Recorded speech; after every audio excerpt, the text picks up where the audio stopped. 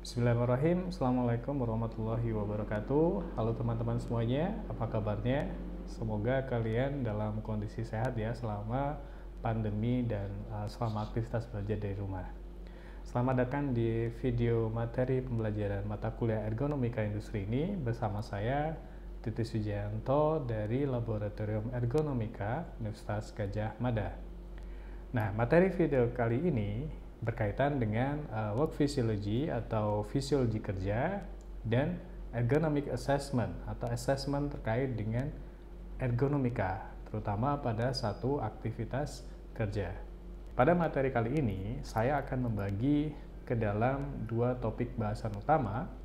Jadi yang topik yang pertama ini adalah terkait dengan work physiology atau fisiologi kerja, yang isinya ini kurang lebih terkait dengan apa sih metabolisme itu dan energy expenditure dari suatu aktivitas kerja, terutama kerja fisik.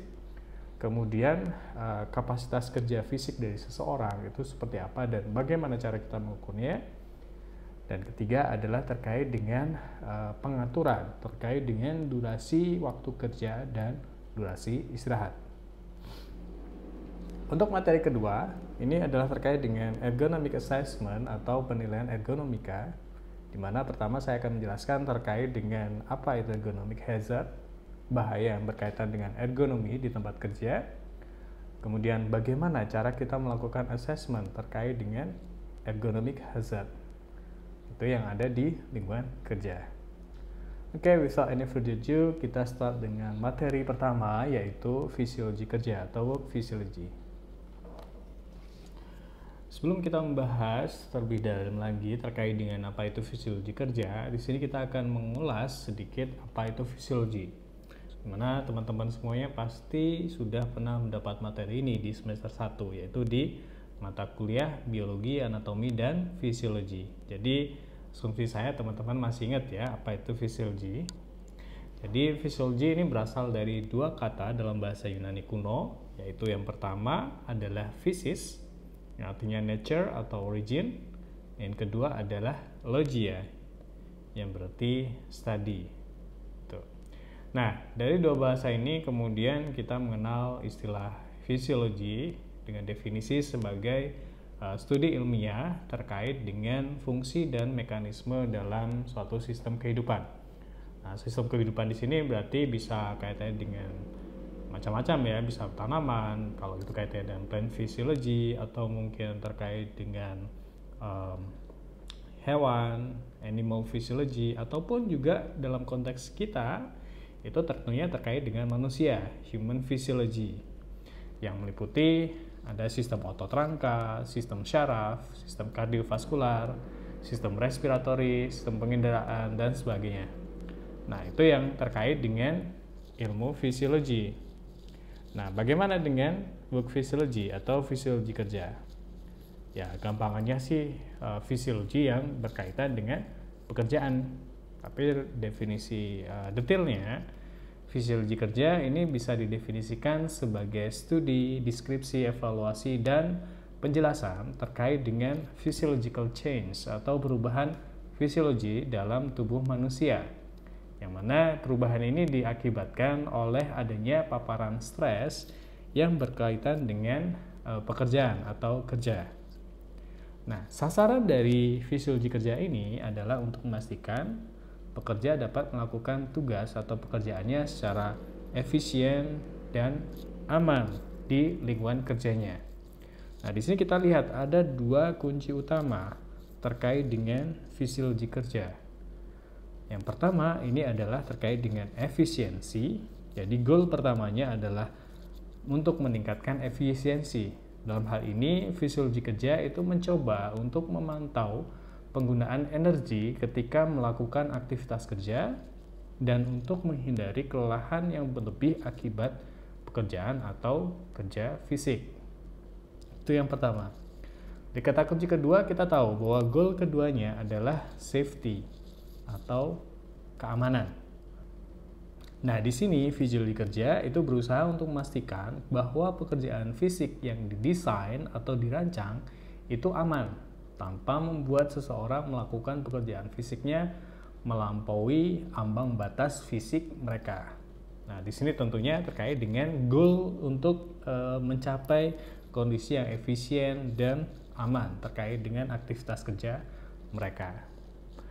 Seperti apa sih aplikasi dari fisiologi kerja dalam ergonomika? Nah, ini yang pertama, contohnya bisa berupa aplikasi untuk penentuan berapa lama sih pekerja itu harus bekerja dan kemudian beristirahat, kemudian bekerja lagi di lingkungan kerja yang misal cukup ekstrim gitu ya. Contohnya bekerja di bagian konstruksi seperti gambar ini, di mana aktivitas fisiknya itu akan menghasilkan metabolisme heat production, kemudian juga ada paparan panas, dan sini tentunya akan sangat stressful bagi mereka. Nah, tentunya perlu ada pengaturan terkait dengan berapa lama mereka harus bekerja dan berapa lama istirahatnya, sehingga nanti mereka bisa bekerja lagi dan seterusnya. Atau pengeboran lepas pantai, di mana environment-nya pastinya cukup panas dan cukup lembab karena mereka bekerja di tengah lautan. Untuk yang sekarang yang terjadi, yaitu ketika masa pandemi ini, tenaga medis ini mereka harus bekerja dengan mengenakan pakaian APD, yang mana pakaian ini cukup panas dan bikin gerah. Nah, tentunya akan memberikan semacam heat stress tersendiri bagi tubuh mereka. Nah, ini perlu adanya pendekatan fisiologi kerja untuk membantu mereka agar tetap bekerja secara efisien dan tentunya aman bagi mereka. Nah, selain aktivitas kerja di occupational, ini fisiologi kerja bisa diaplikasikan dalam aktivitas fisik, olahraga, ataupun sport gitu ya, atau kompetisi. Seperti misalkan bagaimana sih strategi yang bisa ditempuh oleh seorang atlet ketika dia harus bertanding di sebuah kompetisi, dan mereka bertandingnya dengan kondisi yang efisien, dengan energi yang seoptimal mungkin, dan tentunya aman bagi mereka. Karena seperti kita tahu, biasanya event kejuaraan atau kompetisi seperti misalkan Piala Dunia, Olimpiade yang harusnya tahun ini di Tokyo, itu biasanya dilakukan di musim panas, di mana pastinya paparan panasnya cukup tinggi. Nah, di sini perlu ada strategi dengan menggunakan pendekatan fisiologi kerja untuk meningkatkan kapasitas fisik mereka, meningkatkan endurance mereka untuk melakukan aktivitas sport kompetisi di lingkungan yang mungkin cukup panas. Nah, di sini kemudian work physiology itu bisa diaplikasikan seperti pemberian training, aklimasi, dan lain-lain. Nah, itu terkait dengan aplikasi atau penggunaan dari work physiology. Nah, salah satu fokus dari fisiologi kerja ini adalah berkaitan dengan pekerjaan atau aktivitas fisik, physical work, di mana physical work ini bisa didefinisikan sebagai segala aktivitas yang dia banyak melibatkan fungsi kerja dari otot dan rangka secara intensif. Nah, seperti misalkan aktivitas kerja yang di pabrik, perbaikan, reparasi, pemasangan batu bata, dan lain-lain, atau bisa juga ini terkait dengan misalkan aktivitas kerja atau aktivitas fisik ketika berolahraga atau training. Nah, aktivitas-aktivitas ini mengubah energi kimia yang berasal dari makanan yang kita konsumsi dan juga oksigen yang kita hirup ini menjadi energi fisik atau energi mekanik dengan menggerakkan segmen-segmen tubuh. Nah, bagaimana mekanismenya? Fisiologi basicnya ya. Yang pertama, otot rangka ini membuat tubuh bekerja dengan menggerakkan segmen-segmen tubuh terhadap resistensi internal ataupun eksternal yang ada. Kemudian untuk bisa bergerak dengan jadi kan kalau otot itu kan ada proses kontraksi dan relaksasi. Nah, di sini otot itu memerlukan energi.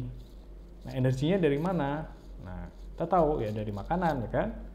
Tapi prosesnya seperti apa? Nah, prosesnya ini adalah mitokondria yang ada di dalam otot ini kemudian mengubah energi kimia ke dalam atau menjadi energi mekanik. Nah, dari sinilah kemudian otot itu bisa berkontraksi dan berelaksasi dan kita bisa menggerakkan segmen-segmen tubuh kita. Nah, proses konversi ini yang kemudian kita sebut dengan sebutan metabolisme. Jadi metabolisme ini merupakan proses reaksi biochemical yang terjadi dalam sel tubuh, yang mana reaksi ini itu mengubah makanan dan minuman yang kita konsumsi dan oksigen yang kita hirup ini menjadi energi. Nah, energi ini dibutuhkan oleh tubuh agar sel dan jaringan tubuh ini tetap sehat, tumbuh dan berkembang, serta fungsinya bisa berjalan dengan baik. Yang kita akan coba bahas terkait dengan tipe-tipe metabolisme. Nah, pada prinsipnya, metabolisme ini bisa kita bagi menjadi beberapa. Yang pertama adalah metabolisme basal atau basal metabolism. Ini merupakan kebutuhan minimal energi yang kita butuhkan ya untuk melakukan proses vital yang ada dalam tubuh.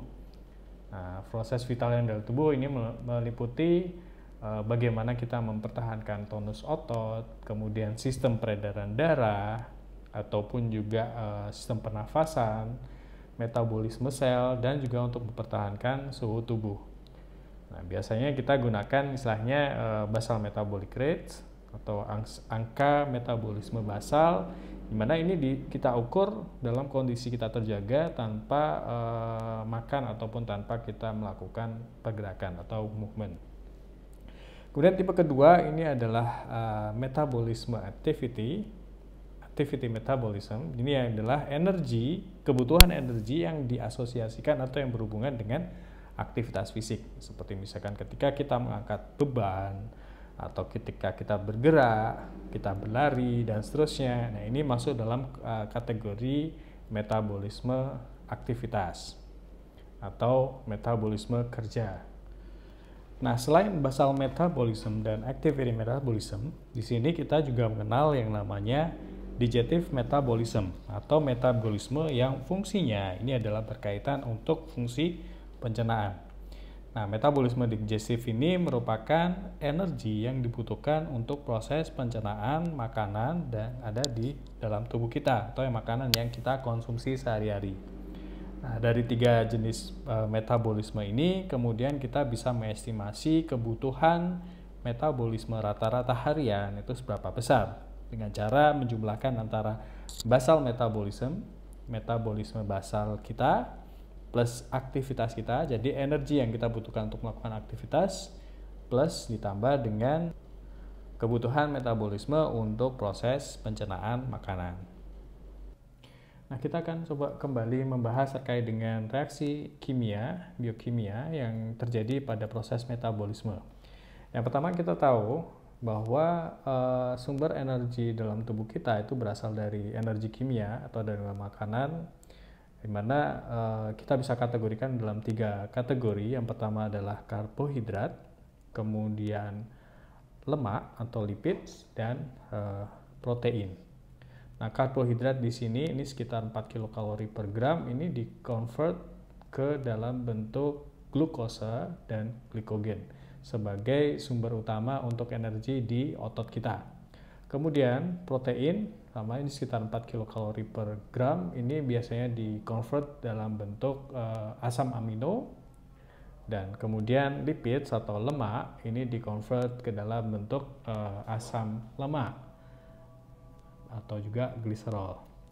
Nah, glukosa yang dikonversi dari karbohidrat ini kemudian bereaksi dengan oksigen yang kita hirup. Nah, dari oksigen ini kemudian akan membentuk atau menghasilkan energi yang kita sebut dengan ATP, di mana ini merupakan energi yang kita butuhkan untuk proses dalam sel tubuh kita, dan buangan dalam bentuk chemical waste, baik itu berupa karbon dioksida, CO2 yang kita lepas ke udara, ataupun dalam bentuk cairan atau keringat. Nah, ini yang kemudian kita sebut dengan proses glikolisis. Nah, selain menghasilkan energi dalam bentuk ATP dan buangan kimia, CO2 dan air, di sini juga tubuh kita akan memproduksi panas dari hasil metabolismenya. Makanya dikatakan biasanya terkait dengan heat metabolic rate gitu ya. Nah, proses ini karena dia menggunakan oksigen, maka bisa kita bilang atau kita sebut sebagai aerobic glycolysis atau metabolisme aerobik. Karena dia membutuhkan atau menggunakan energi, karena dia membutuhkan oksigen sebagai bahan bakarnya. Nah, kemudian ATP ini kemudian kita gunakan dalam proses metabolisme, dan metabolisme kembali dia akan menghasilkan panas dari dalam tubuh. Nah, proses perubahan ATP kemudian ke ADP dan kemudian ADP kembali ke ATP di sini memerlukan oksigen. Ketersediaan oksigen ini dibutuhkan untuk membantu proses pembakaran sumber energi. Dan ini juga akan bergantung terhadap kerja optimal dari organ-organ tubuh seperti jantung, paru-paru, dan juga pembuluh darah yang dapat mengangkut oksigen agar proses pembakaran sumber energi dapat berjalan dengan sempurna. Nah, proses ini yang kemudian kita sebut dengan metabolisme yang melibatkan oksigen, atau kita sebut juga dengan sebutan metabolisme aerobik. Nah, metabolisme aerobik ini biasanya terjadi ketika aktivitas fisik dengan intensitas yang rendah sampai sedang yang dapat dilakukan secara kontinu dalam waktu yang lama. Ini kita sebut dengan aerobik metabolisme. Nah, sebaliknya, ketika kita melakukan aktivitas fisik dengan intensitas yang cukup berat, nah di sini biasanya kita membutuhkan kesediaan energi yang instan. Nah, karena instan, tentunya kan oksigen tidak bisa disuplai dengan waktu yang cukup singkat. Nah, proses pembentukan energi ini yang kemudian kita sebut dengan proses metabolisme anaerobik, karena tidak membutuhkan asupan oksigen yang cukup. Yang kita sebut dengan anaerobik. Aktivitas anaerobik ini biasanya akan membutuhkan interval istirahat yang cukup agar ATP itu dapat diregenerasi lagi sehingga kegiatannya itu dapat dilanjutkan kembali. Selain terkait dengan keterlibatan dari oksigen dalam proses atau reaksi biokimikal pada proses metabolisme, metabolisme aerobik dan anaerobik bisa kita lihat perbedaannya terkait dengan energi yang dihasilkan. Di mana pada proses metabolisme aerobik ini menghasilkan energi lebih besar, sekitar 20 kali lipat lebih banyak, lebih besar dibandingkan dengan metabolisme anaerobik. Nah, selain itu, di sini kita juga lihat bahwa anaerobic metabolism ini menghasilkan akumulasi asam laktat yang lebih banyak dibandingkan ketika kita melakukan aktivitas fisik dengan keterlibatan oksigen atau aerobik. Makanya biasanya ketika kita melakukan aktivitas yang cukup berat, di mana di situ lebih dominannya adalah metabolisme anaerobik, maka akumulasi asam laktat pada otot itu akan meningkat.